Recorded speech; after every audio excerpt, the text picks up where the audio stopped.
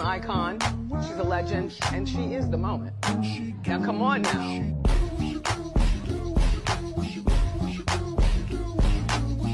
Hey guys and gents, welcome back to the Classy Shade channel. Today is week 3 post-op. Okay, so this is a Friday. I got my surgery done 3 Fridays ago. And still, your sis is still going through it. But this week is a little bit more different. I will be curling my hair and talking to you guys. I didn't want to keep making the same type of videos. So this week will be a little bit more different. And it's going to be a little bit more graphic. But that's why I'm warning you guys now, so that you guys don't have to be like, ew, or ah, ooh. Like I said, I keep it real on this channel. Ain't no lying, ain't no sugarcoating, and definitely gonna give y'all the 411 on this damn breast reduction surgery, if I'm allowed to say that word. But let's get into it. This week, remember I said that I wanted to be able to walk down the steps with no problem, without no breathing problem. Let me tell you guys about yesterday. Yesterday I had an appointment. I went to my appointment. That was perfectly fine. Then I had to make some market runs because I've been wanting to cook my own food. For those who know me, you guys know that I like to cook. So I have a cooking channel. It's called Cooking with Classy. If you guys want to watch that part of my YouTube, that I don't really show myself on that video, on that channel. That is more so about cooking and what I like to cook and how I like to cook it. I have my own ways, special ways of cooking, and my sauces that I like to use and stuff like that. So if you want to get into that, follow or subscribe to Cooking with Classy. So I did go up and down the steps a lot this week, but yesterday went to the market, and you know I can't drive, so I have been getting rides everywhere that I need to go. So yesterday, I'm kind of close to the camera, but y'all be alright. So yesterday, my ride decides to park all the way up at the top of the parking lot. And they went to meet me inside of the market, but I was already done because I know where whatever market I'm going to, I know where everything is at. So I went right to where I needed to go, paid for it, and left out. So, and at this particular market, I was only literally legit just getting one thing. So I got what I needed, and then I left. They meet me outside. Now they don't have time to go get the car because it's super hot. Now, yes, I think it was like, it went up to like 100 degrees, or it felt like 100 degrees. By the time I got to the car, I had an asthma attack. I was trying to have a week where I didn't have any type of asthma attacks, because honestly, like, I'm just tired of having asthma attacks. Like, I haven't had this many in a row unless I'm sick. But you know, with surgery, I guess that's considered like kind of being sick. I don't know. But anyway, so yesterday ended up having an asthma attack trying to get in the car. So that was yesterday. Now let's get into the craziness. My left incision opened up. Now it is very painful. It's leaking everywhere, so I have to wear an extra pad, like, just to make sure that it's okay or whatever. I contacted my doctor, well, the surgeon's office, and they're like, send me pictures. So I sent them pictures through the email, and they're like, you know, that's kind of common. I don't know how common that is. Like I said, nobody talked about this in my research to me to send them pictures. I sent them the pictures. They told me that it was common that happens. But because other folks aren't talking about it, how am I supposed to know that it's common? How am I supposed to feel like it's common that this happens to other people if nobody is talking about it? Now, mind you, there got to be at least 1 billion people on YouTube. And, you know, and it has to be women who has had this procedure done. So how come it's not common or talked about that, you know, this happens where your incision opens? I don't know how true this is. They asked me if I wanted to come into the office this week, but I thought it was a waste of time for me to come in if it's common, right? So I didn't go in, but I did ask for a refill on the ibuprofen because I am in so much pain. And I am scared that I could get an infection because, like I said, it is a little hole there. So it's the triangle part, like at the end, and then it's a hole in the middle of the triangle part that's scaring me. Just don't want to get an infection. And like I stated, so it's this, the triangle is like this, and then there's a hole in the middle of it. So I'm scared that I might get an infection, but all I could do is pray on it and hope for the best, that does not happen to me. But what else I want to talk to you guys about? So washing up has become a lot more easier. Wiping has became a lot more easier the third week. The only thing I can say is that I cannot wash my back. Like I exfoliate my body because of my career a lot. Like I sponge bathe and I brush bathe. I haven't been able to sponge bathe myself, and I haven't been able to brush bathe myself. But I can say that I cannot do my back and I cannot do my legs and my feet. Now, like my upper thigh, I can do like my upper thigh, but other than that, I can't do below my upper thigh. So, like I stated before, we will see where it goes from here. I do see them next week, so in early next week. So I'm praying that, you know, there's no infection going on, that it at least heals up a lot better, because I do have a little trip next week.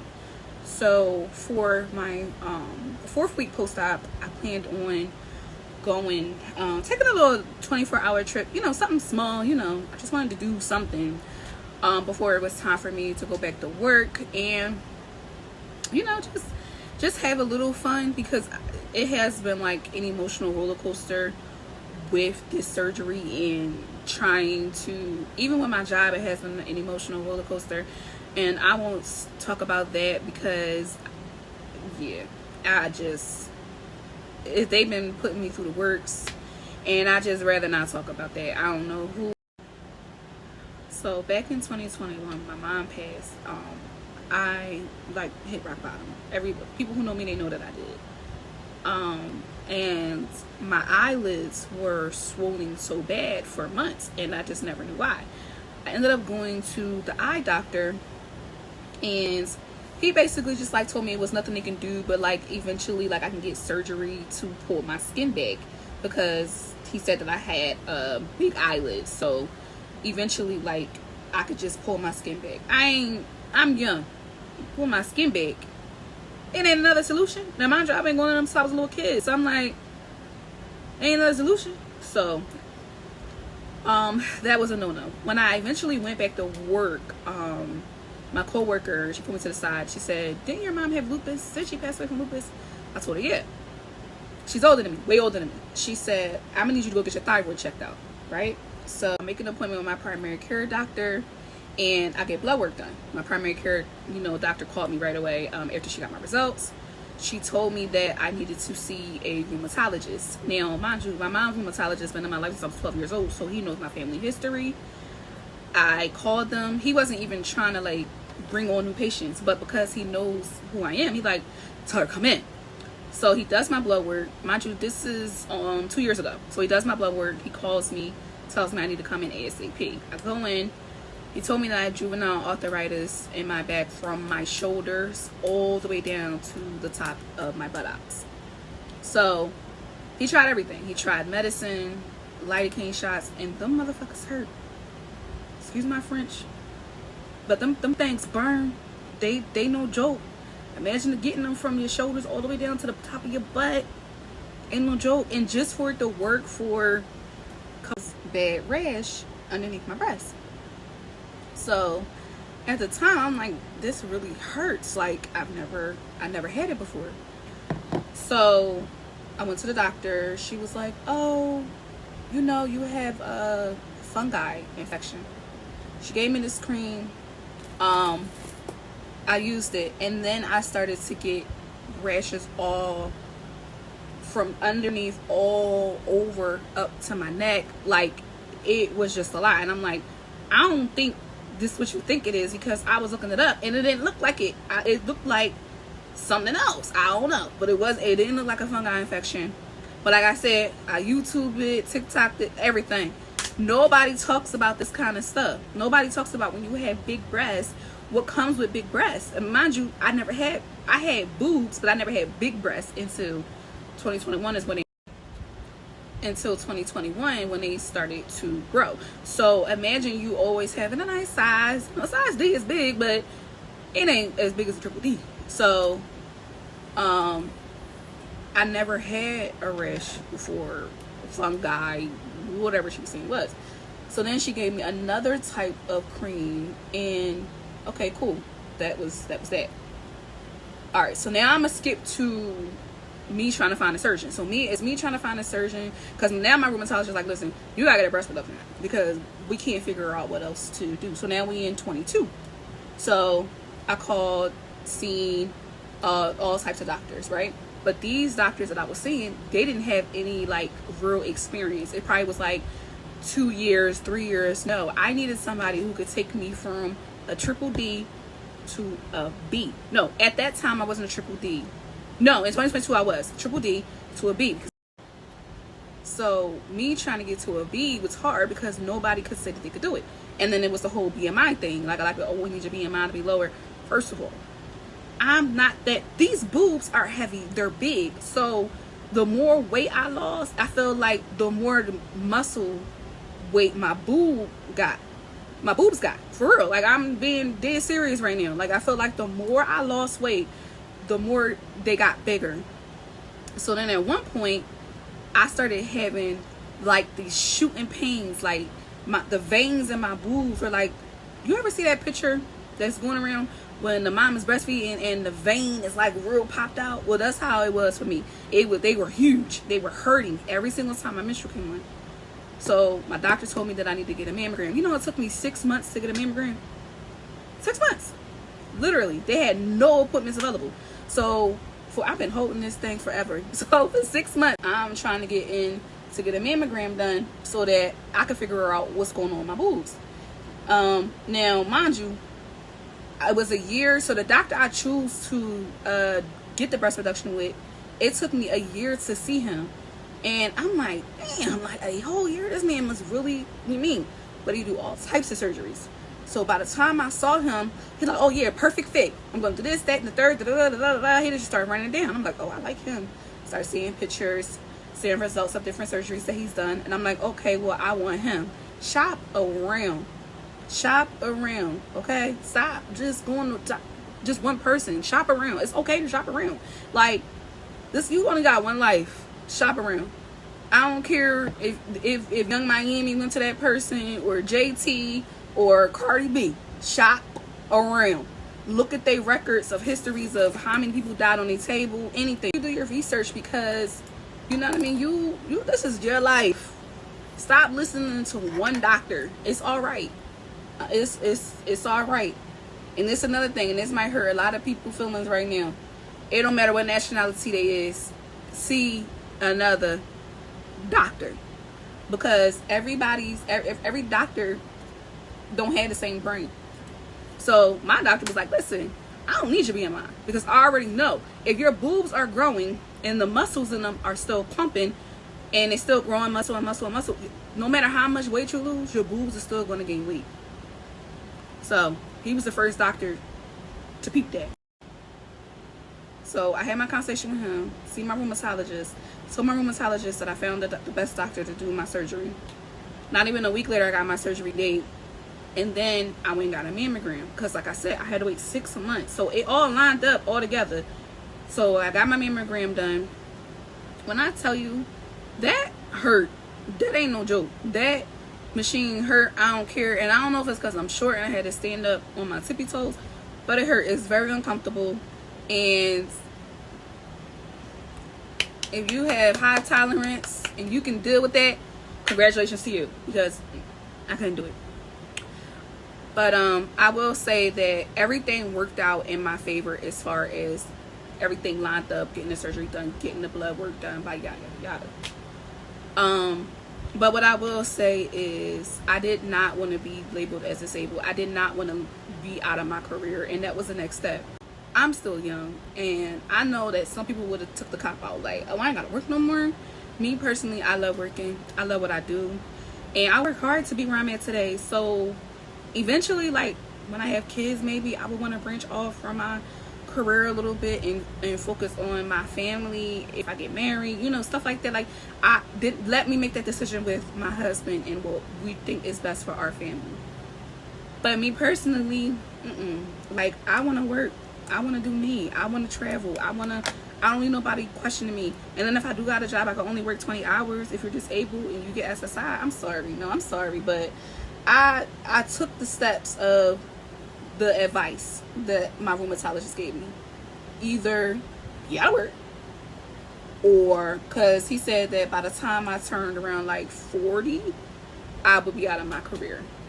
I ain't want to be out of my career by 40. So I'm sorry, y'all. I got a phone call and just kept curling my damn hair. I ain't got nowhere to go. But I don't know. Like I said, do something to keep you busy. Don't get depressed. Don't sit in your phone. Don't none of that. That's why I was like, let me just do my hair, because I need something to do. But yeah, so I didn't want to be disabled. And who wants to be disabled in their 40s? Like, nobody wants to be disabled in their 40s. But so yeah, I just personally, I think that shop around for your doctor, shop around for the hospital you want it done at. Also see where they do the surgery at, like if they tell you where they do the surgery at, because most of the time they do it outside of their office. Sometimes they do it inside of their office, depends on who you go to or where you're from. Like where the office is at, where I went, they do it there, but it's a hospital part, so that's the reason why I was comfortable. So yeah, so he did it there. He did it at where he's actually like located at, but downstairs on the hospital side. So I was able to see where I got my surgery done at. So, and plus they do like mammograms and stuff there. So like a lot of women in my family has went there, like the older women in my family has went there. But yeah, I ain't got nowhere to go, y'all. I'm just gonna curl my hair and call it a day or whatever. I just wanted to give y'all a 3-week update, and like basically what I've been through or whatever. I am going to give you guys a before and after picture at the end, so that y'all can see like the difference. I can't find my big comb. I couldn't find it the other day. I don't know what I did with it, so I'm just going to brush these curls out. But so this review isn't on this wig, but the company I got this from will definitely be in the description box. I've ordered this wig 5 times from this company. I love this wig. Now y'all know, well, some of y'all know that I normally switch off who I buy wigs from, but this is like my 5th wig from this company. And yes, it's their straight or body wave that I purchase. I buy bundles from them too. I do add 1 or 2 bundles from their company to the wig, but I actually love this wig. I will also insert pictures of my hair done in this wig. Now this is not the same wig that's in the pictures, it's just from the same company, but I'm thinking I'm ordering the same wig. And yes, I order it off Amazon, and yes, I'm not sponsored. I pay my own darn money, like, because I love this company's wig. Y'all didn't talk about in these videos. I'm sorry, I got off topic, but I'm back, baby. Why I ain't say the nips itch like hell and the dead skin? All right, so I'm gonna tell y'all what I've been using on my dead skin. A lot of people been talking about using Vaseline. I did see that, but me, I didn't use Vaseline. I used the healing ointment. I have different kinds, but this is my favorite kind. This is the Walmart brand, and I actually like this a lot. So remember in the beginning, a little bit towards the middle of the video, I had told y'all that I was getting the rashes and they were saying it was fungi. This is the only thing that took it away. The cream that my doctor was prescribing me, anything was not working. I seen this on TikTok, and this girl was saying that her face was breaking out, and she would wash her face at night and then start putting this on, and it actually healed her skin. So this healed her skin. I bought it, and when I tell you the rashes, all that was going on under my breast, all that, it's been going. So I bought this like at the end of 2021, the beginning of 2022, and I love it. And it's like $10 and some change for this big old thing from Walmart.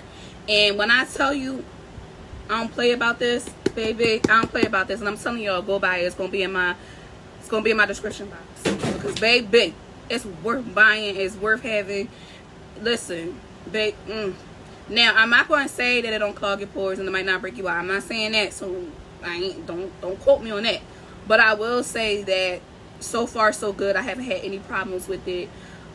So get y'all some healing ointment from Walmart. The Walmart brand is only $10 some change. Do not go to Target and pay the Target brand. Target brand is by like $30. It ain't worth it. Just get it. And thanks for watching, guys. And I want you guys to have a safe, blessed, wonderful weekend. And I want you guys to have a safe journey. I wanted to also bring to you guys' attention that I have a Women Empowerment Monday. If you would like to join, please DM me. I send out text messages. I do video chats, whatever you need to do to be able to vent. I have been told that I'm very good at that.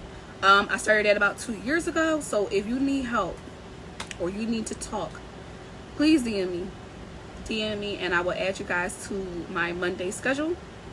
Thanks and have a wonderful weekend. She's an icon, she's a legend, and she is the moment. Now come on now.